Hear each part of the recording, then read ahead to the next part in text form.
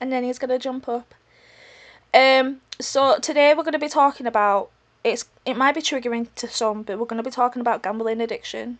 Not many people talk about this, and when I hear Dave's story and what he's gone through and everything, it's really inspiring. And he shares his journey on the platform, and he's also doing his own lives now. He's brand new to TikTok, and I just think that it's something what everybody should be aware of, because it does actually affect so many people in the UK, and across the world really. So Dave is going to come up today and he's going to tell us his story, he's going to tell us how well he's done, and he's also going to tell us what he's doing on his platform, so then whoever wants to be a part of that and have that community with them as well, he's going to be sharing it. So yeah, big love to freaking Dave. And Dave, when you're ready, just request the box and I'll let you in. So yeah. Ooh. Bow, bow. Where is her? Where's my love? Doo-doo.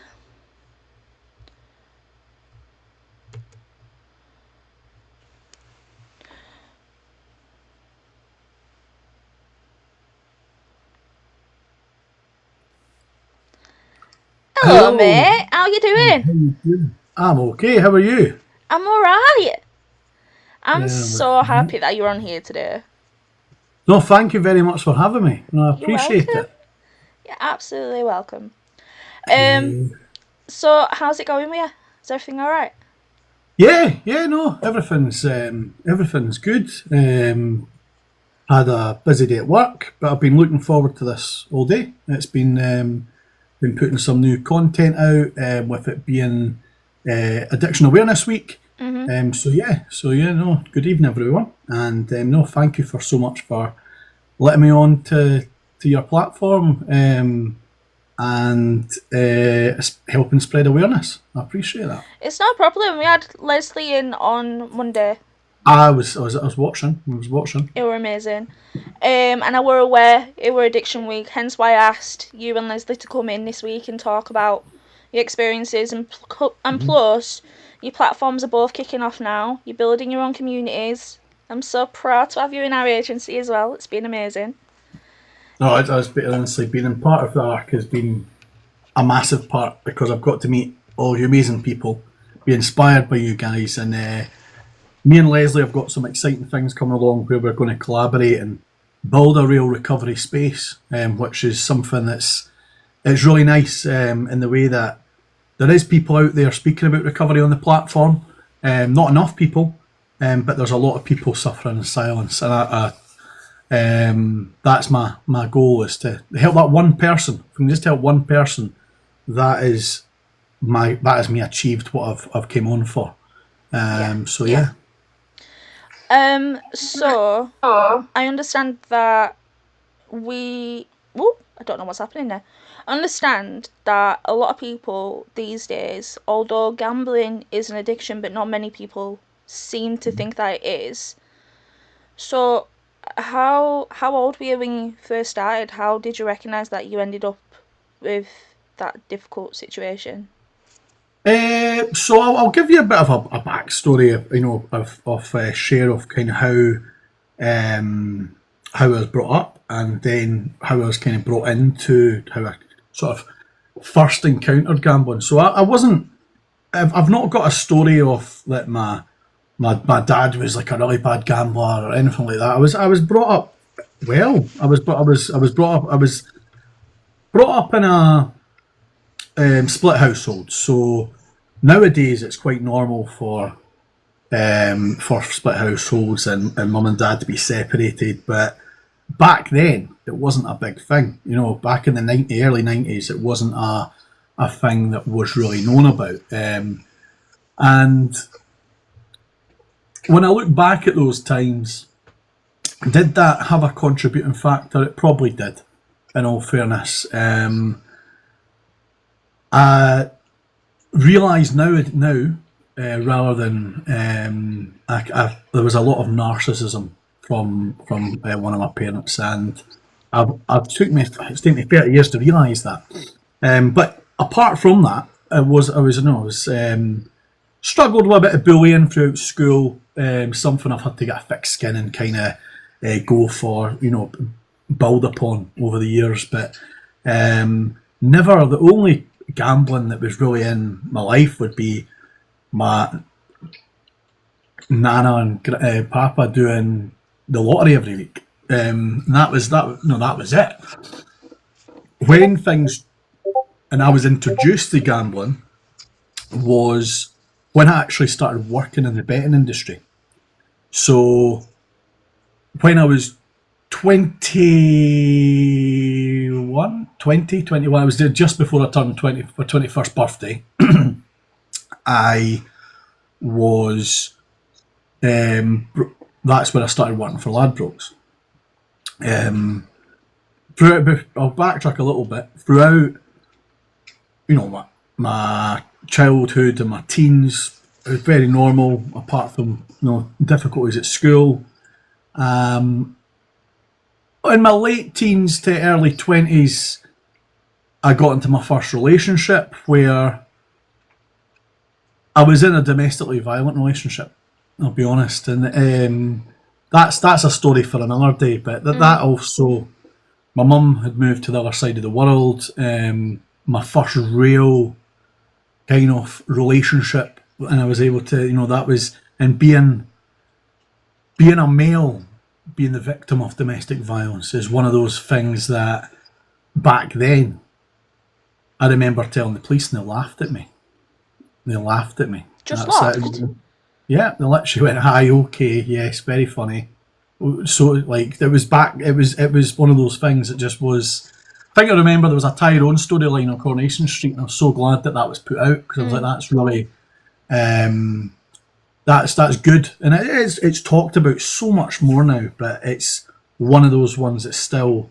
But again, that's something that would maybe be another contributing factor of the way the kind of mechanics that it comes round to adding towards how it happened. But started working for Ladbrokes. That was the first real time I knew what the betting industry was. So did they used to let you bet when you worked at Ladbrokes? Because when I've worked at like Grand National and things like that, we weren't allowed to do any bets. It was Not kind of in like, Ladbrokes, so we're right. not allowed to gamble in Ladbrokes itself. But there's a real culture, great community culture about the betting shops. It was a very insightful kind of. I'd worked in retail and been a chef, and that was a whole career change for me. And when everyone just thinks a dingy little shop and a wee, actually it was the opposite. There was a lot of people coming in, battled a lot of loneliness for people, made you realise how bad how gambling was as a problem. So I was about, this is all, it was all new to me. One thing that stuck out like a sore thumb was how much, now they're called FOBTs, fixed odds betting terminals. These are the puggies basically. And they're only allowed 4 per shop. So you sometimes find that's why there's a lot of betting shops on high streets, because they're only allowed 4. They went up to £500. And these things, relentless, every single day. Any time there was a space, someone jumped on. Now, we were encouraged as staff to go and play demo mode and promote like new games.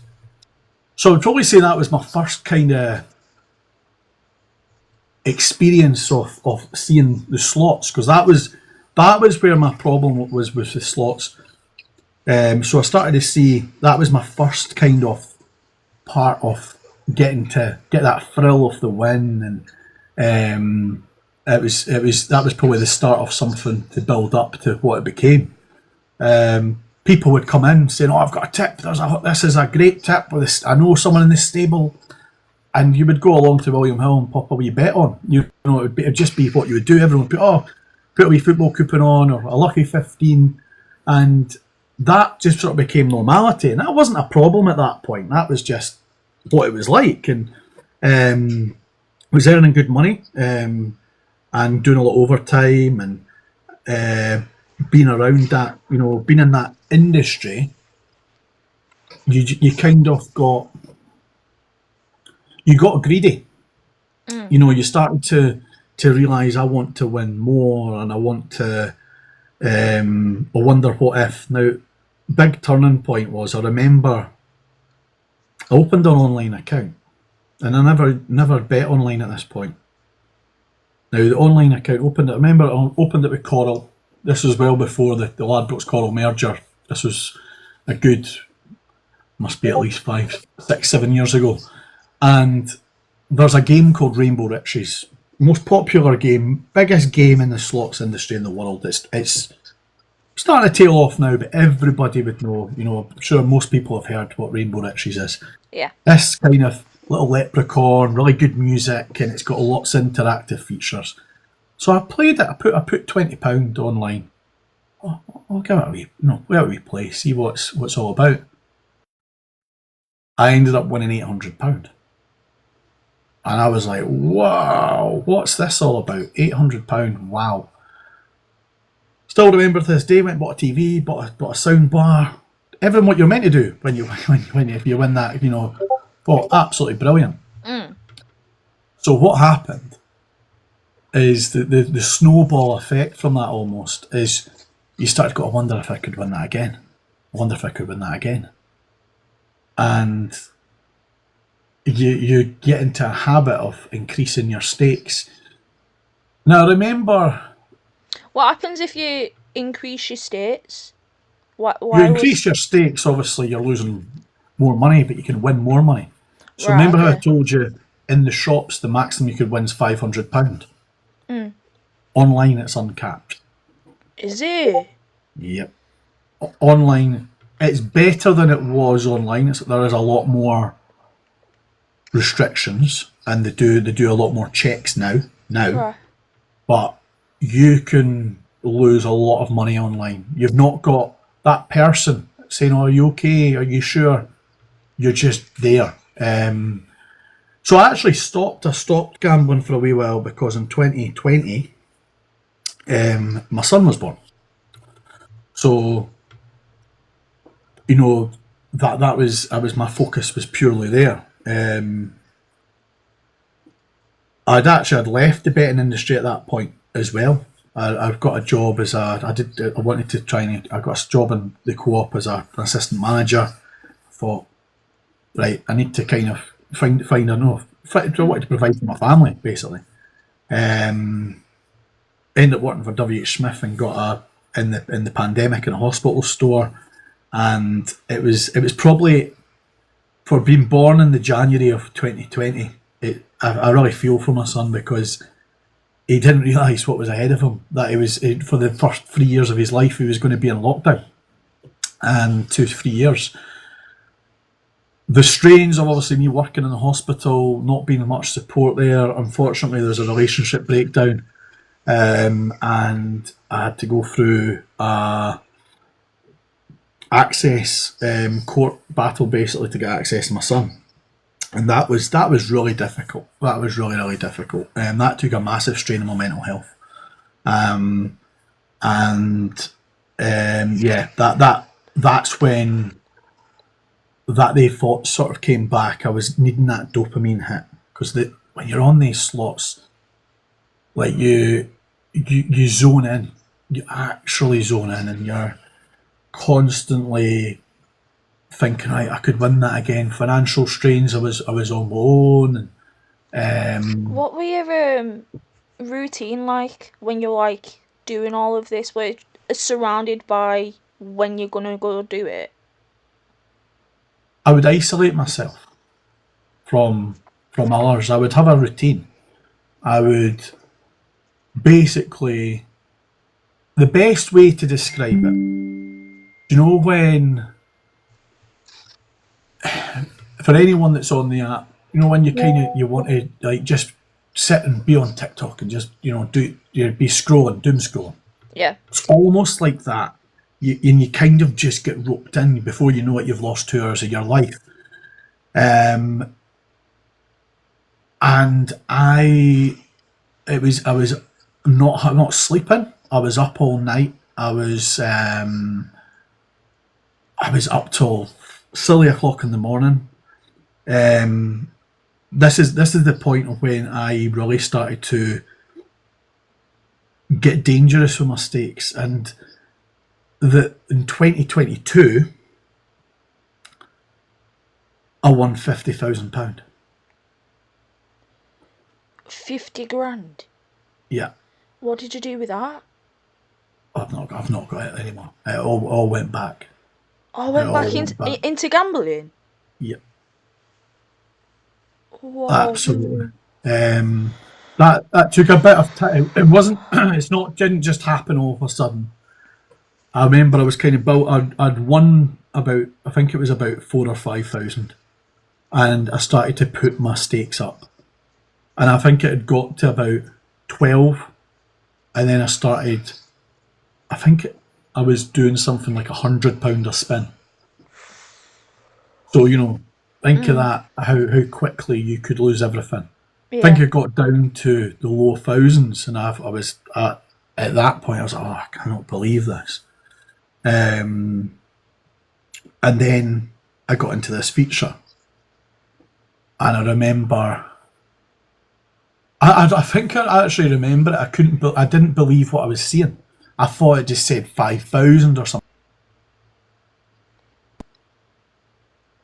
Counting the zeros. I genuinely did not believe it until it went into my bank. Like, I genuinely was going to myself.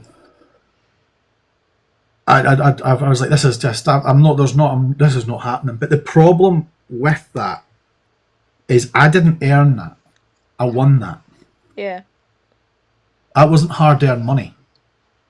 That was life changing amount of money, and it could help so many people. It's a bit of a weird question what I'm going to ask. No, not at all. Do you have a different feeling earning money than what you do winning the money? Yeah.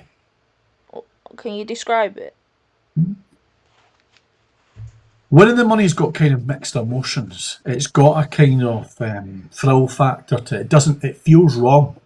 Right. Honestly, it's kind of. It doesn't feel. It's an amazing feeling. It's a very addictive feeling. And like all addictions out there, especially with Addiction Awareness Week, are so important as each other. That there's everything is all addictions are, and take so many tolls in different people's lives, but many different addictions you can see when someone's struggling, if it's through alcohol, or if it's through substances, or if it's through lots of other things. With gambling, there's not any telltale signs. There's kind of hints, but you can hide it very, very, very well. Is there like any withdrawals or anything like you would do when you're taking physical substance? I probably wouldn't say that you get with physical substance. There's going to be probably more noticeable health withdrawals. It's more the impact it has on your mental health, and what the repercussions of that are.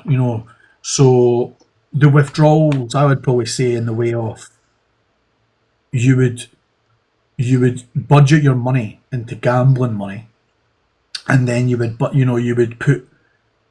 the gambling money first. You would be reluctant to spend money, so you would get the next to go, oh, right, I want to get on, and you wouldn't, but I wouldn't say is going to be those physical withdrawals like in substance-based addictions. But at the time, I should have. At the time, I just went to myself, I'm going to stop. I'm going to invest.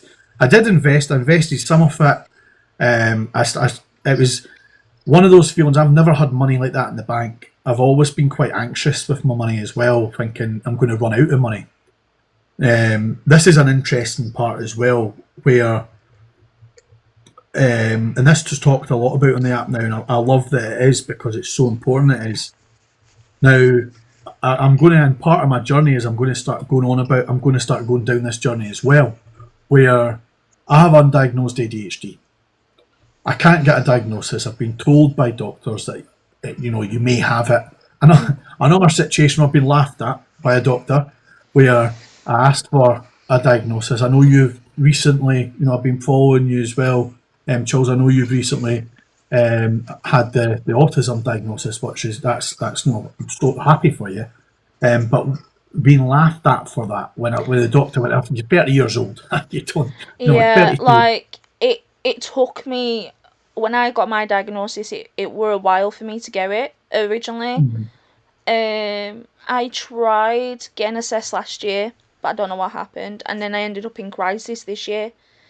But instead of doing my ADHD referral, they concentrated on my autism referral because they wanted me to learn about my behaviours. Um, because my meltdowns, I'm going to say that in quotation marks, Mhm. because this is what they called it, was based on my emotional regulation and me not Mhm. being able to regulate anything or process anything as quick as I should be. Yeah. Um, like how I feel 2 weeks ago could impact me like in a month's time. Right. um, it's kind of like how that was. And then when I went into that crisis mode, um, so before Christmas, I almost had a relapse. I almost started smoking weed again. I almost started drinking again. And I've been clean for like 12 years. So I'm like, I didn't Good want for to you. do that, but I ended up having a spliff or something. And then I'm like, Mhm. nah, I can't do that because I'm just gonna end up letting myself down. Mhm. Um, and then after that, I just went into this decline a little bit mentally, and I wanted to smoke. I wanted to go out and do stuff, but at the same time, I knew that I was struggling. So I was Mhm. like, I need to get help because I can't do it. I started disassociating. I started doing stuff what wasn't really nice to myself. Um, and then that's when I went to crisis team and I went, I need help, and this is what I need help with. And I went to crisis team. Must have been 3 times. The first time, they shunned me away. They basically turned around and said, "You're not in crisis. Go have a bath." And I'm like, "F you." The second time, um, they sent me to this walking centre on a night time for chat therapy. Didn't do anything. I'm like, I'm still dysregulated. I can't do anything. The third time, because of how chaotic I was over the phone, they were like, right, okay, we're coming out in within half an hour. And they came out within half an hour. And then they're like, all right, okay, you need help. You are actually in a crisis. And I went, no shit, Sherlock. So, so it was like from then, and then I ended up going on long term sick because I didn't know what the fuck was wrong with me. I thought I would turn into my mum, um, with her psychosis because I were having hallucinations as bad as I usually do. I couldn't regulate anything. I almost relapsed again, and then I made a decision not to go back to work because I thought work's a trigger for me at the minute as well. I'm working with people who are also, addicts, and also struggling. I'm not in my. It's not going to be in their best interest or my best interest to work with them. So I had to make the most tough decision, even though it was my dream job. Like I worked so hard to get where I wanted to be in that job, and I had to just turn around and say I can't do it. So yeah, No, but good for you for the persistence, and yeah, that's so powerful, and more people need to hear that because one thing there's a lot of studies being done out there where anyone that's neurospicy, the chances of them getting into addiction's massive because of the low dopamine levels, and I've always I knew I've been different my whole life. Like I've never I've always found it hard to fit in, kind of be accepted into social circles, and you do a lot of what's the word? You kind of adapt yourself into, and you kind of get into your head about.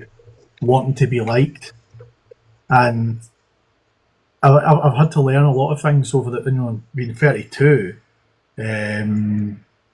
It's one of those ones where the doctor said to me, "Well, you've lived 32 years without it," and prescribing me with sertraline and saying, "Right, you're depressed. Here's some antidepressants." And I'm now starting to realise that's probably actually not helping at all, because it's apparently the worst thing to be on is antidepressants because of what it does. But I'm going to start divulging into that more. So what helped me a little bit until I start getting my ADHD assessment. So there's two types of antidepressants. There's SRRIs. Yeah, I've heard of that. And then there's SNRIs. What helps me, because I'm a little bit neurospicy until I get my proper diagnosis with ADHD, is the SNRIs. Right, okay. So note that down and ask your GP whether or not it might be that what you need to go on, because it does help just a little bit until you get your diagnosis. I'm just looking in the chat, Evie May, that is exactly how it makes me feel flat. Yeah. Like it takes a lot, but when I'm feeling great, like I feel brilliant. Like today I'm feeling really good, I'm feeling quite energised, but I can feel so flat as well. Like there's times where, and I got myself recently into a really bad routine where I was working, not literally working from home, logging off, and just watching TV, and it was like honestly like cabin fever, and coming onto the app, although I'd already kind of touched upon it and been on it a little bit, but coming onto the app and going to Ricky's lives, being more engaging with the ARC and you guys, you have helped me so much because I was really struggling the last couple of months. I'll go back to I'm diverting. So what basically happened? I ended up. Thank you. Well, I'm going to be persistent. You know, it's my next challenge is to go through that. If I've got to pay for it, I'll do it. So I lost the money. I lost it all. Even the money I invested, I lost. I got more dangerous with my stakes. Sometimes I was losing £1,000 a day out of that money. And although there was some nice things I'd done, I didn't treat myself massively with that money. I'd done some nice things, but it didn't last long. It lasted maybe 3 or 4 months. No, that's 2 years' wages. Some could be 3 years, 4 years' wages, depending on how long people work. And yeah, I'm not proud of it. I look back at it. I don't beat myself up about it now because a lot of people could go, "Oh, you lost that money." When there's times when I'm struggling, I'm like, why did I do that? But I understand now more because of going into the recovery. The problem is when that money went, that's where things got more dangerous because I wanted to win more. I wanted to win it again. What could it happen again? What if it happens again? And so between kind of 2022 and 2024, I went back to work in the betting industry. That's actually around about that time when I won that. I was working part-time in the betting industry. And if anything, that was safeguarding me because I knew about gambling controls. Right. And that's another one as well. If anyone, I don't know if any of your mods are able to put up a wee poll with some gambling helplines if anyone's triggered or anyone's feeling that's watching. There's some good ones: GamCare, GamStop, Gamblers Anonymous, Mean Samaritans. Guys, can one of you do that for me, please? Thank you. It's just if it's one of those ones because there could be people silent watching that. It can really trigger people. And we've also got mental health lines as well here. I see that as well. No, that's brilliant. But there is so. Thanks, mods. So yeah, it got more dangerous. It got more and more dangerous, and I would risk so much. It got to the point where it got past expendable income. And it started going to bills and rent money that kind of I never went and touched that period. And it got to 2020, 2023. Mm-hmm. So I've got my own self-employed business that I don't really talk about on the app, where I've basically started in 2023 and I then got a career out of that. where I actually worked for the same company, where I help people save money. And at that point, I was struggling, but there's a lot of positivity in that around those people. But a lot of self-development and being around these positive people did help me start to realise, and I was starting to go to myself, I've got a problem. It continued though, because I was earning more money. So the problem is, you've got more money to play with, and you just, that was just keeping it ticking it along.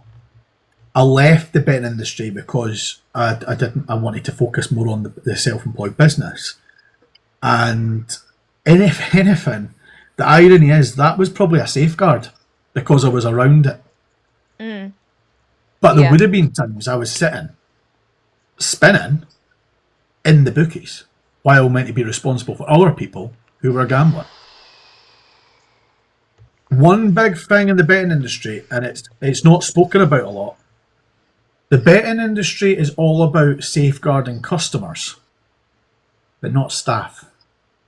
They don't think that staff member that works might be influenced or might be having any issues. It's and that is another thing. There's many people I've worked with in the betting industry who have actually came to me saying, "Dave, I was struggling myself, but I didn't. I thought I was the only person doing it." And what would happen is I've never been dishonest that way. I've always been very, I was a shop manager at one point in the betting industry. Certain people go down a path where they start to defraud the company and stuff, and that wasn't mad. I just couldn't ended up getting to that stage. So the betting industries have got a lot to say in this, and there'll be a lot of people out there. There'll be millions of people, if not hundreds of thousands of people that work in the betting industry. I can't be the only one. There's definitely others. If you're surrounding yourself around gambling and learning it from there, you're going to pick up on it, aren't you? You're going to go to yourself. And I encountered many people, as I said, that I worked with that ended up having a gambling problem because of working in that industry. So when you do your training and things like that, didn't they go through like any possibilities of like, this is what could happen, like, the safety talks and things like that? Around customers, not around you. Right, okay. So did they have like any like, because in some places they've got like mental health first aiders and things like that, so they didn't have anything like that in the gambling industry? Mental health first aiders, fantastic. That is something that's coming in more to workplaces now. But you've got to remember, I started in the betting industry nearly over 10 years ago. Even I worked for William Hill for a wee bit as well before I went back to Ladbrokes, and they're quite prehistoric. The betting industry, it's quite back in the times. Like they're one of those places where if there's a rule to be enforced because they have to do it, they'll do it. But if they don't have to, they'll not. So, like, I would see people lose thousands of pounds, and I would be that person that would say to them, "Look, why don't you, call it a break tonight? I've seen people lose their houses, their families, contemplating unaliving themselves, and that's just lining the pockets of a it's a multi-billion-pound industry. Like it's an industry set on people losing money. And would I ever work in the betting industry again? I would never do it, because I've kind of really opened my eyes up to what that industry is. And there is a lot of community, but at the same token, I remember once there was a shop that was robbed. First question he said, "How much?" How much? Oh. Not "Are you okay? Is everyone okay?" What? How much? Wow. Is that in case like? Well, they wanted to just know how much had been stolen. Like it was. I remember there was a shop in Edinburgh. I touch wood, it's a horrible experience for anyone to go through. I'd been around violent people that had thrown, chairs, and I'd been around some really, really quite traumatic experiences, but I'd never ever been held up. But I remember one day I got sent to a shop. Now I didn't know what had happened. It was talked about very, very. It was talked about in a very cliquey way, and I turned up to the shop, and there was no football coupons. There was no money in the safe. I was like, "What's going on here?" And a police officer came in and went, "Are you by yourself?" And I went, "Yep." And they went, "You know this shop was held up by armed robbery last night." Nobody told me what I was going into because they knew I'd probably say, "Oh no." They didn't have any staff member meeting me. It's a really unregulated. It is heavily regulated by the Gambling Commission, but that's what they see. That's what they see. As a shop manager in that industry, it was the targets were. Better watch, I'll have all the gambling industries taking me to court. You know what? Go for it. But you were targeted on how much people lost on the machines, basically. Yeah. On the revenue those machines would make. I remember emptying them, wads of cash like this every single night, every single one. It sounds too crazy to believe because in the places where I've worked, we've always been under Care Quality Commission, so it's safely regulated. Like even the staff are looked after as well as the patients and clients and everything else. It seems like it. Correct me if I'm wrong, but it seems like there's no safety regulations when it comes to those kind of areas. When it comes to, that it's not regulated as close as it should be. Because it's regulated in a very interesting way though, Charles. To an outsider, it's regulated. Right. Like they've got the Gambling Commission. If you've maybe seen the news recently, the government wants to put up the taxes and the betting industry's going wild. It's unfortunate people lose their jobs. It's a sense of community. There is a lot of people that actually just do gambling. They go along, older gentlemen that just put on their wee bets every morning. And but what I mean, though, you've got regulations to look after just the customers and the customers' interest, but to me, it seems like it's not closely regulated to look after the staff. Well, you want to know an interesting one, right? There is no union. Well, there is one, but they do not. There's not basically not really a union for betting shops. And I remember you were frowned upon. I've even heard people lose their job for being part of the union. They were not like a helpful union. I think it was like a rebellious kind of act to try and. But lone working was a big thing where they wanted you to work on your own. You wouldn't get paid any extra. You'd be working on your own, having to empty the machines, close up. You'd be in there till silly o'clock. I did enjoyed my time, and when I look back at it, I met some great people, both customers and staff members, and made some great friends. But it's certainly something what isn't spoken about. Back in the day, it was a real asset. Oh, I'm a shop manager in a betting shop, and it was, we got handed tips from customers. So our customer biggest ever got was £100. If they win, well, there you go. It's not taxed, it just goes straight in your pocket or split between the people that are there. So it's like that's what I mean. It's like one of those ones. Even when you go into restaurants now, it has to be taxed and go through certain things. But that's another. I think that's somewhere where I'm going to go down. 10, 11 o'clock at night. Yeah, that's some of the. It was long hours. That's something I think I'm going to. Maybe do an exposure on the betting industry. I'll get some tips from Ricky.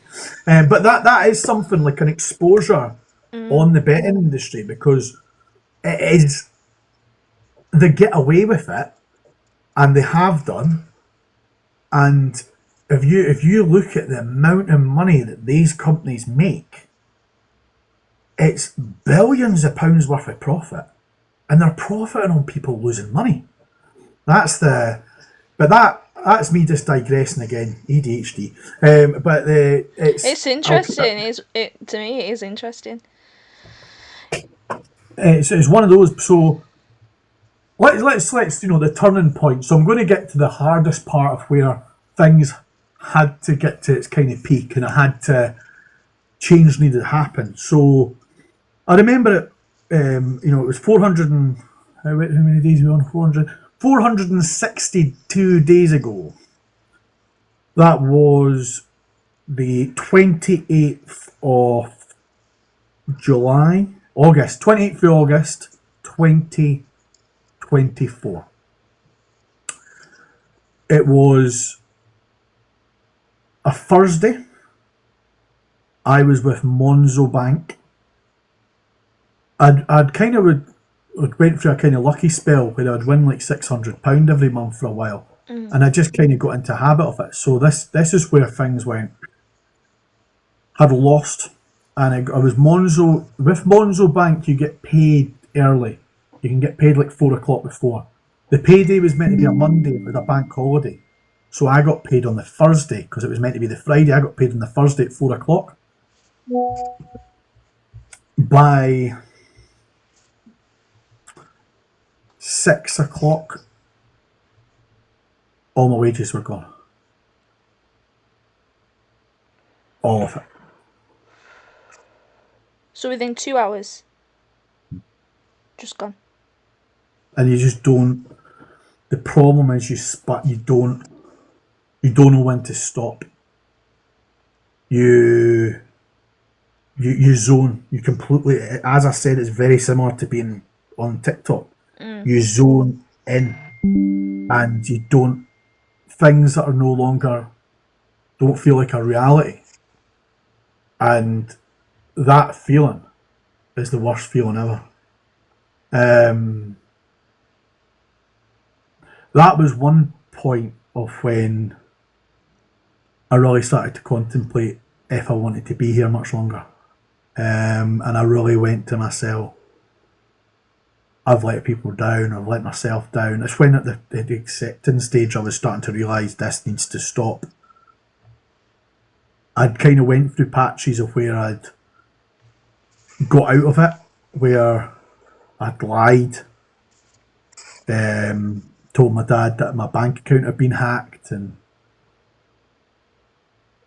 he helped me out. But this time I couldn't say that happened again. And I just remember sitting there just not knowing what to do. It was just like, I've got child maintenance to pay, I've got rent to pay, I've got to get to work, I've got my bills to pay. And I was at ground zero. I broke down. I was broken. And I remember one of my friends phoned me.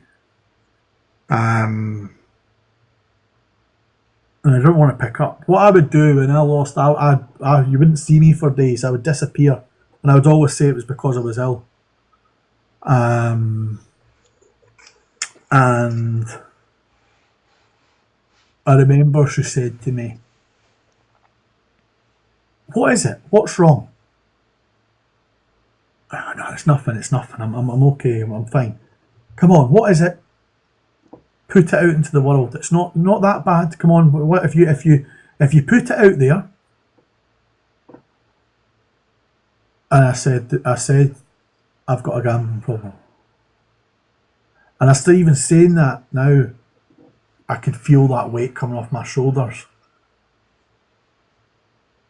And it was it was that moment of acceptance. And I remember just going, "See, there you go. It's not the end of the world." Now I knew that they had struggled with their own demons with drink, with alcohol. They weren't quite at the stage of being an alcoholic, but binge drinker. So they kind of would understand a bit. And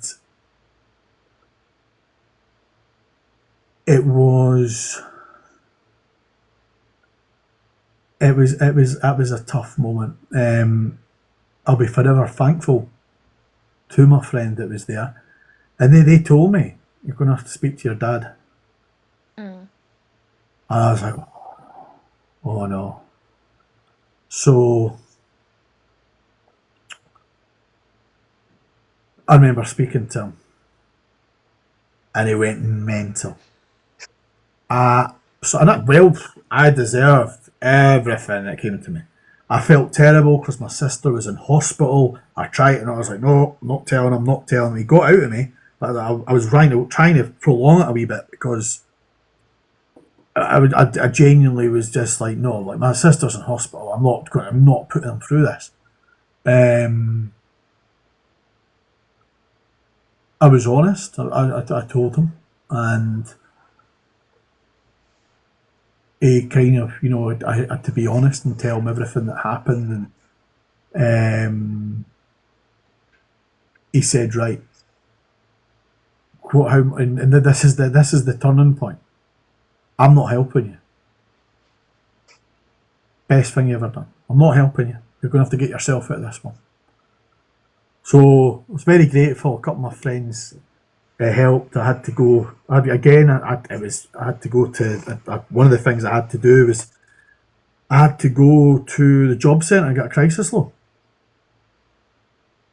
I had to get a crisis, and being someone that's full time working, Yeah. I had to go and basically put an application in, not knowing if I would get anything. And they said, right, well, we can actually give you a crisis loan up to, ironically, £800. But where did that happen before?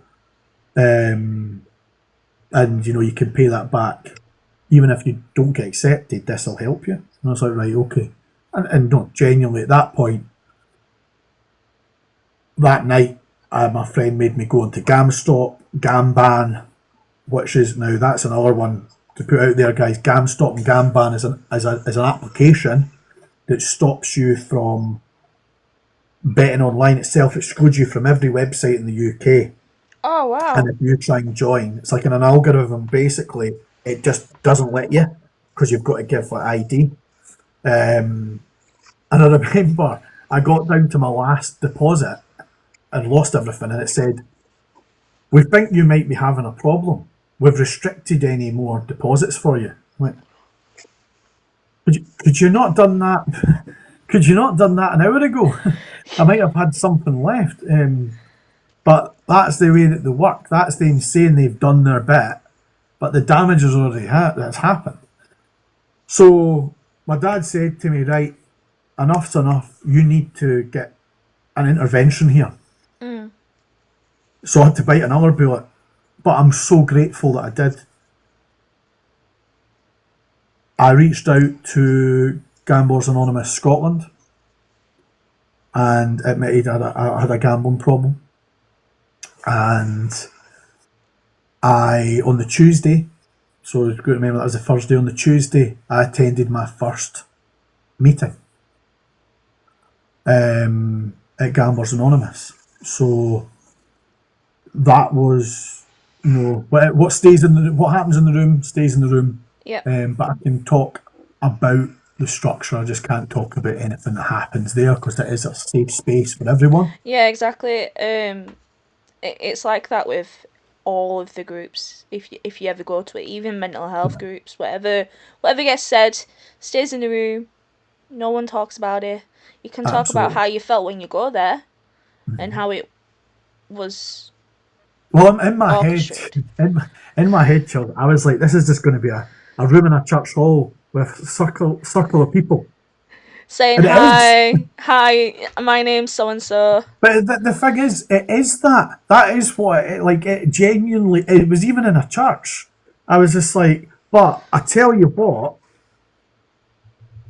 going into that room and standing up and saying, "My name's Dave. I'm a compulsive gambler," and then they all clap and identifying with these people that are here as well and getting a therapy.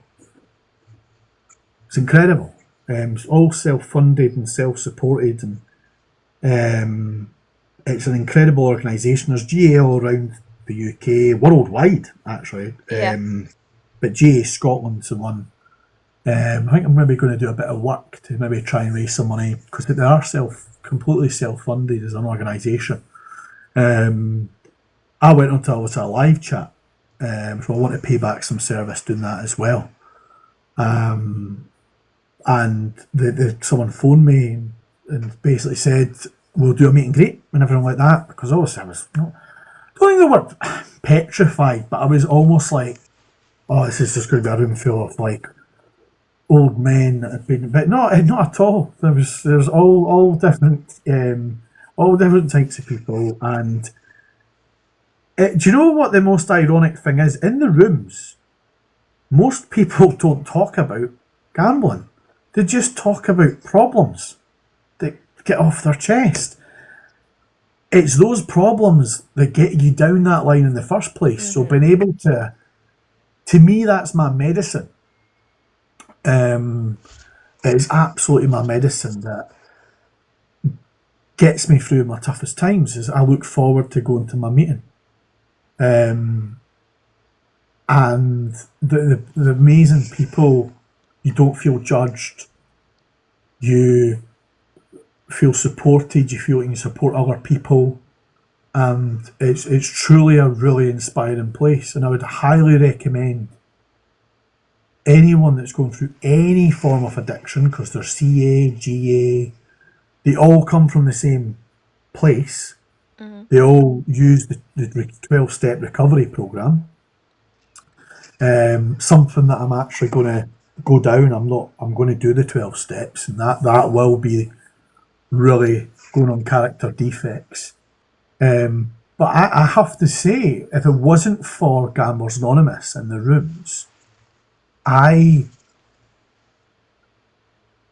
wouldn't be 460 days off a bet. I'm so proud of you, Dave. Thank you. No, thank you. But honestly, I'm in awe of you right now. I'm not proud of what I've done, but I'm proud of my recovery. That's what I'm proud of you for. Thank you. This is what I've always said, right? So people say that you can't teach a dog old tricks, and an old dog new tricks and stuff like that, right? But the thing is, I believe that everybody, each chapter's a new one. Do you know what I mean? And even if you have difficult days, that day will pass. And even if it's like a minute by minute, hour by hour, day by day, slowly but surely, you get more and more stronger. It never gets easier. Do you know what I mean? But the fact that you're counting your days, and it's been 460 days, which is over a year. I'm so freaking proud of you. I have a little countdown timer on my phone. I just want to say, guys, thank you so much in the comments. You don't, honestly, please don't feel like you need to send gifts. Although this is a gifting platform, I don't expect any of that. So thank you so much for who have, but don't feel obliged to do. I do have a question though. How do you feel about TikTok with the gifting and the battling? Because a lot of people do see that as, I don't want to trigger you, but kind of like in that similar situation. I get it, and I know what you mean. It is very. I think the difference with it is I have to say that is one thing, and I really hope TikTok do look at it, because I can imagine there is people that really struggle with gifting, because I can see how addictive it is, but because of the strength that I've got with being in the rooms and through my recovery, I wouldn't let myself ever get there. But I can see it. You can see how people will probably lose their wages through gifting, sending all these thousands of pounds worth of gifts. It's something that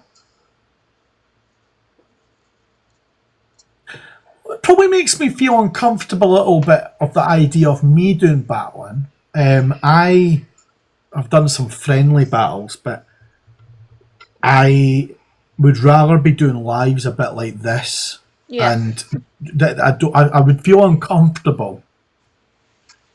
Although I know it's something we've been in agency and things where I know battles are a big thing, but they're not. As long as you're doing lives, they're still they're a thing. You're still earning diamond somewhere, aren't you, when you're doing live? So Yeah, I mean, this is the thing. So I used to battle all the time, and I kind of stopped that because it I was just understand why. it I would understand that. constantly battle, and I could tell that I was losing myself a little bit. This is when I first started on this platform. But then I decided that I wanted to give something back, so I I started love that. doing these lives and these talks and I love that. awarenesses and stuff. And now, I'm building my own community. People want to support me, they support me. Sometimes Thank I you, do guys. tell them off though, like if they give me too much. Hint, hint, Trace. Well, that's exactly, just like But what I done there, Chuck. yeah, but this is what I'm like because I want people to be safe and yeah, okay, I want to eventually earn a living on this platform. Like that's my goal. But also I'm doing stuff elsewhere. I'm Multiple creating streams of income. yeah, I'm creating a stream, I'm creating a brand and this is what I want to do, but I want to give something back. So I stopped the battling. No, good for Not no, really good. told the managers that. I'm like, I'm not doing any No, battles. no, I get that, and But I kind of just toned it down. I totally get that, and that's. I remember when I when I first went on live last week, I didn't even know what happened. Me and Leslie just ended up like, Leslie, do you want to quit battle? And I didn't even think, because I'd never been on done a battle in my life. That was the first time I'd ever done it. Well, Yeah. yeah, sure. And a couple of the guys, because I'd already interacted with a few. There's a really good recovery space where I've been in before, and I'd kind of stepped away from TikTok, so I didn't really get to build those, and they're still there. But one of the guys had popped in, and I seen he commented, and he said, "Just be careful," because. And then I went onto his live later, and he said, "I know you're a good guy, and I know that. But if I didn't know you and I came in there, I'm going to be brutally honest with you. I would be like, what's this guy all about? He's a hypocrite." Mm. And I was like, so I understand. And I think there should be almost like controls. I don't. Maybe there is, where people can limit themselves. I don't think there is. They've even put Klarna on now. So it's getting more and more I heard about that. I thought that was extreme. a joke. I didn't even No, realise that was a real thing. it's I thought actually that a was real a. thing. People can actually buy the diamonds on Klarna now. Which is So why I always turn around and say, please gift carefully. If you're gonna yeah, gift, do it carefully. Make sure that you're saving some for yourself. But if I'm gonna get gifted, like yeah, okay, I'm gonna save some for me because I wanna do my setups I and think stuff. the only But time, and you might be able to relate to this, and I think this is maybe something that I think if I was going to battle, it would be a charity battle. yeah, I mean, this is what I'm starting to do now. So I've got a plan for Christmas. I heard you Um, talking about that. yeah, so that's my plan for Christmas, and then I am gonna keep some for me because obviously I need to put into my setup. So new mic, Absolutely. new headphones, but this is what they're gonna see, and plus, my website's not free. Everything else comes with a price. What I'm doing for these guys, what I'm doing for my supporters. But what you're doing though, Chills, you're creating a brand. You've got, there's people on this platform that are just sitting in their kitchens or sitting, wherever, Yeah. just expecting people to gift them. Mm. You're actually putting on a show, but like Rick doing his FYP, you're actually putting money into this. Is your actual way. There's a difference. And like how you're saying, you're building a brand. Like this is me building a brand. I've realised Yeah. that. I've realised I'm wanting to build that into something. Like, I don't know if have you ever heard of Andy Man's Club? Yeah, I love Andy Man's Club. I've referred a lot of That would have people came there. from a dream. That would have came from something like that. And Mm. I've never actually heard a lot about it, and I've heard it's fantastic. To be honest, I'd probably, because mental health, that's something else, isn't it? I probably do want to eventually go along to one of them, but I feel like I don't want to be part of too many clubs. Andy It's Man's like, Club is really freaking amazing. I'm going to maybe give it a go then. I referred a good few number of clients to Andy Man's Club because it's across the nation.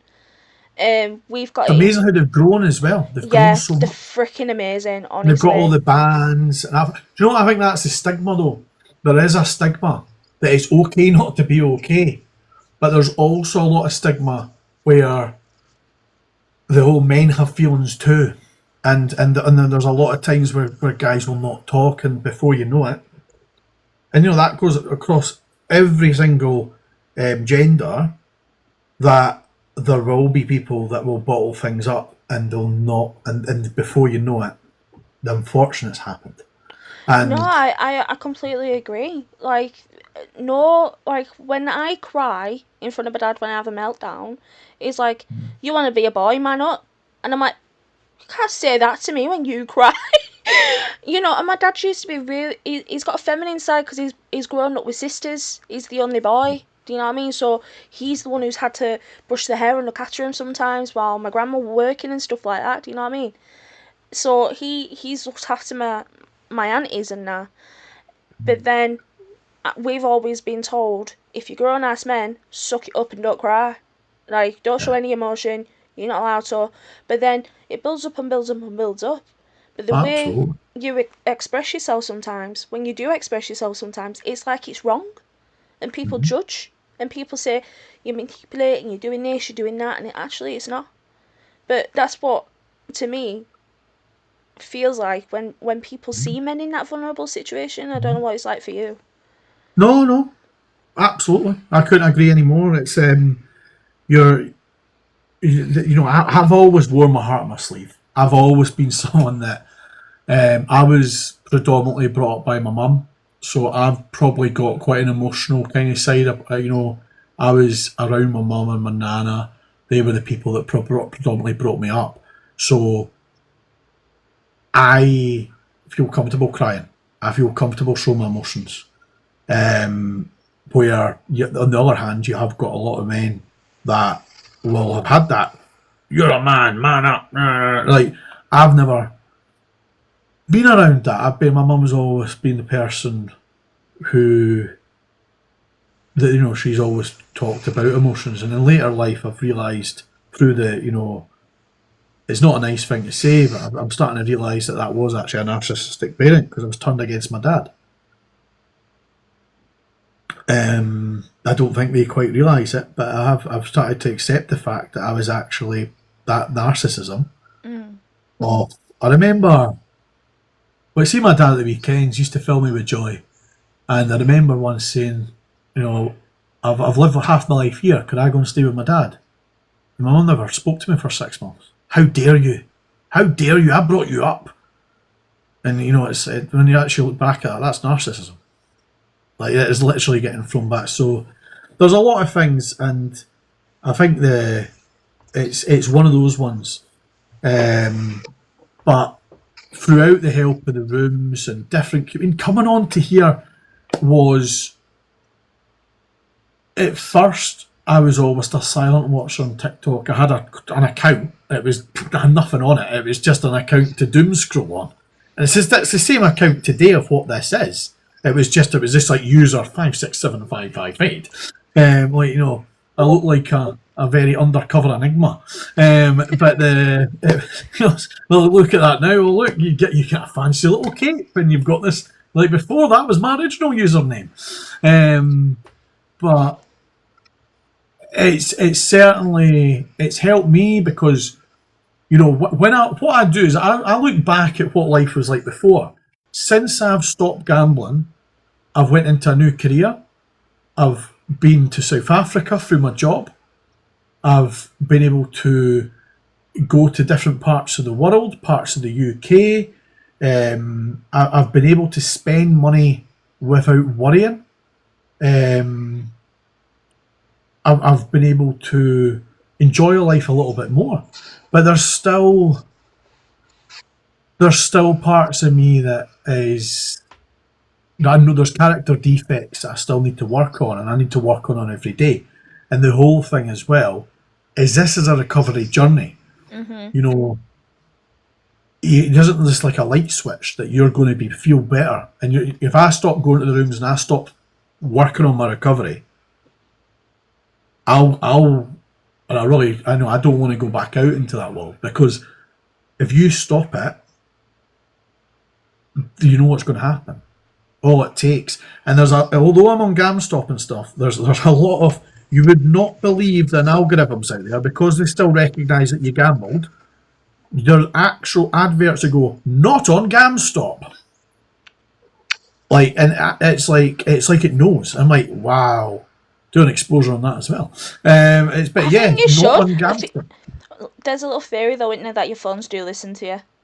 Oh yeah. So like when you go, They'll stop doing it then. They're like, oh, it's coming after me. but like when I've spoken about a TV before, like a certain brand of TV, I've gone on Facebook and it's there on advertisement. I'm like, spooky. Oh yeah, no, it's so, but yeah, it comes up and it's like, honestly, I'm looking at a screen recording at something that goes, not on GamStop, and then it's like something like the X Factor, and then it flashes up in your face, and you're like, huh. But imagine someone is at their lowest and they've not been going to meetings. Oh right, okay, because GamStop only works in the UK as well. So there's a lot of betting firms like Gibraltar, Cyprus. There's a reason that they're there, because they obviously work around different places. So you could put VPNs on if you really wanted to. You could find a way to. If there's a will, there's a way. Gamblers will find a way. I'm not self-excluded from betting shops, but I just wouldn't go into a betting shop. Yeah. Because I worked in that industry, and I like to know I've still got that self-control. So, but yeah, the support for the rooms, for Gamblers Anonymous Scotland, for GamCare, GamBan, sure there's even people, Andy Mann's Club, that suffer addictions that are going there as well. These are all fantastic organisations, and I just want to come on here and be able to promote, show life. I don't want everything to be around my recovery in the way that talking about gambling, but I want to show other parts. Me going on holiday is me in recovery. Yeah. Me going through an ADHD diagnosis, that's me in recovery. There's lots of different parts that I can really, it doesn't say Dave's gambling recovery, it just says Dave's recovery journey. That journey can lead me anywhere, in the way that I've got a platform where I can base it around where it started. But that's going to get a bit boring for people after a while. I'm going to have to, show where life's actually got on from it, because I'm trying to show that you can actually. I shared it today. Robert Downey Jr. is a fantastic example and advocate of he had battled with drink, drugs, joint no word, for a long time. His career, everyone says, had ended. He got back up. He got into recovery, and look at him now. I know, it's Iron Man. Now, Doctor Doom soon. But he's literally, he's inspiring, because he's out there now as a superhero for most children, and this guy was battling addiction. Mm-hmm. That's the stigma. Let's take that stigma away. That it's okay to have an addiction and have your past, but that shouldn't define you. You can move on from that. We've all got, the world is full of addictions. Vaping, lottery scratch cards, alcohol, energy drinks. There's addictions everywhere. It really is. I was talking about this the other day. I'm like, if you wake up and you need a coffee every morning, that's part of your addiction. Like, that's it. If you're watching a series and you can't stop watching it, that's addiction. It's feeding us in dopamines. So people don't realise that. Absolutely, and that I'm going to obviously wrap things up, because I realise I've been speaking for an hour and 10 minutes, and you're probably like, so it's. But I hope that has helped anyone at all understand, and that's 460 days. My name's Dave, and I'm a compulsive gambler, and I've got no gambling to report. Dave, thank you so much for coming on. What's your plans moving forward on TikTok? Are you allowed to speak? Is Leslie going to kick your backside? No, I don't know yet. I've got more structure now. than I did have a week ago. A week ago, I probably would have told you, no problem at all, guys. No problem, no problem. You thank you so much for being here and listening, and that is the most amazing support. So thank you, and a massive thanks to Chills for allowing me to be on your platform. You know, you're doing amazing things. And yeah, no, me and Leslie kind of, although we were doing that friendly battle last week, we were speaking about things, and we kind of destined to have a chat. And I kind of went into a deep dive on Google Gemini last night, and I'll tell you, incredible. Like all these posters and stuff, Google Gemini. So I'm going to say, of course I'm asking it, but hours and hours and hours, and thanks, I'll give you a follow back, guys. Thanks so much. It gives me a structured plan, different things. Oh, thank you so much. Honestly, guys, you don't have to do that. Thank you. But it's, we've got all these different ideas, and one of them, to be fair, you were ahead of us, because I only worked out with going to my GA meeting last night. There was Addiction Awareness Week. I went, that's why Chills is doing that. That makes sense. So it's I basically was like, right, Leslie, we need to get some stuff. We've got till Sunday. We've got plenty of time. For some reason, in my head, I thought it was Thursday today. Oh, thank you. No, well, I'm glad it's no. Honestly, mental health, again, another stigma. It's getting spoken about more. You know, it's okay to not be okay. And the main thing you're doing is you're speaking about it there. So good for you, Eva May. But yeah, I think me and Leslie have kind of banged our heads together. And we're going to probably speak to the managers and see if we can build a bit of a recovery space in the Ark. Quite fitting, isn't it? Come to the Ark, place of sanctuary. And it is fitting. Like having a kind of, in the Discord, having a roamy space where we can get other recovery creators involved. Go out and try and get, because that's the thing as well. There'll be other creators in recovery that can't go an agency because they're just there to take money. Well, they're not. You know, if anyone knows correctly, they don't take any money off us. TikTok pays them. Yeah, so that 30% what takes out of our diamonds. Yeah. That's how they pay the agency.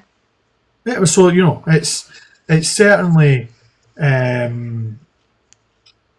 it's the people I've met. When I've met yourself, Chills, when I've met Leslie, Beth, Lisa V, Ricky, everyone.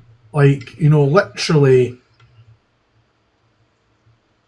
Yous are all, like, Talia's got such a great agency that she's running, with the help of everyone else, and it's really great to be part of it because it's such a community, and it's nice. It really is. So big up the Ark. A lot of exciting things. Yeah, big up the Ark.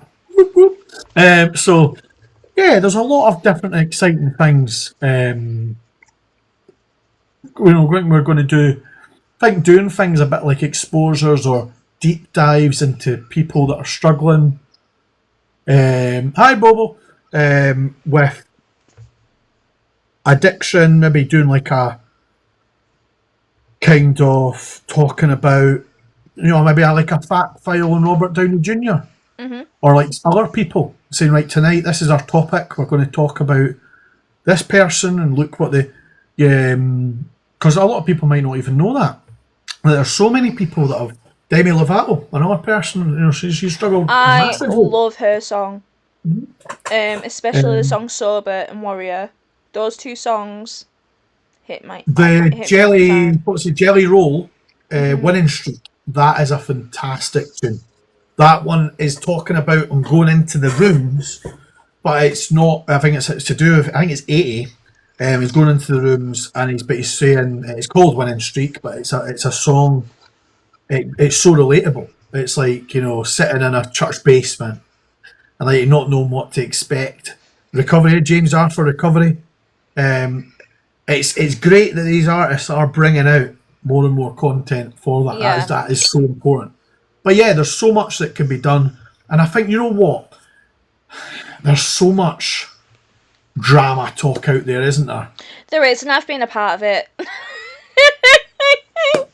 But the thing Well, is, the thing is, everyone's a part of it because they like watching it. So exactly. it's So it is what it is, isn't it? But at the end of the day, like, I think there's room for recovery talk now. That's what I think. I think There there is is. actually there's a hashtag for it.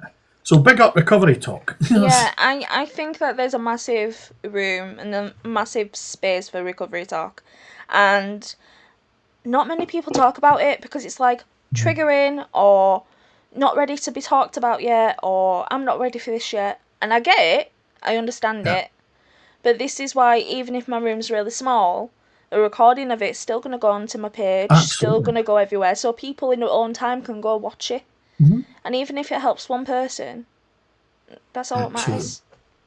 And it's not about numbers. It's quality over quantity. Exactly. Is absolutely. And what you're doing is amazing.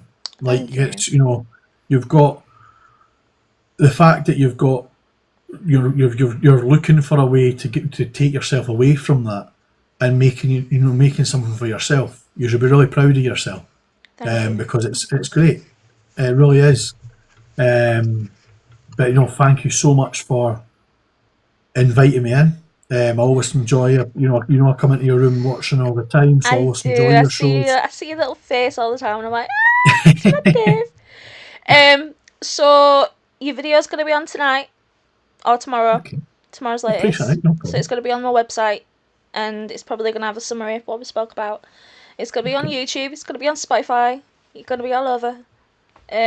So people are gonna be made aware. And thank you so much for coming in That's today. no, I not a appreciate problem it. at all. You're very welcome. If anyone's got any questions, send my way over to me. Drop me a follow. I've got an open door policy, and I hope to see. I hope to see everyone around. But I'll let you get on with your show. And thank you so much. You I was really my appreciate it. show. This was it. We came in today especially for you. Well, thank you. I really appreciate it. You're welcome. Thank you for coming in. No problem at all. Take care, guys. Bye, Dave. Thank you.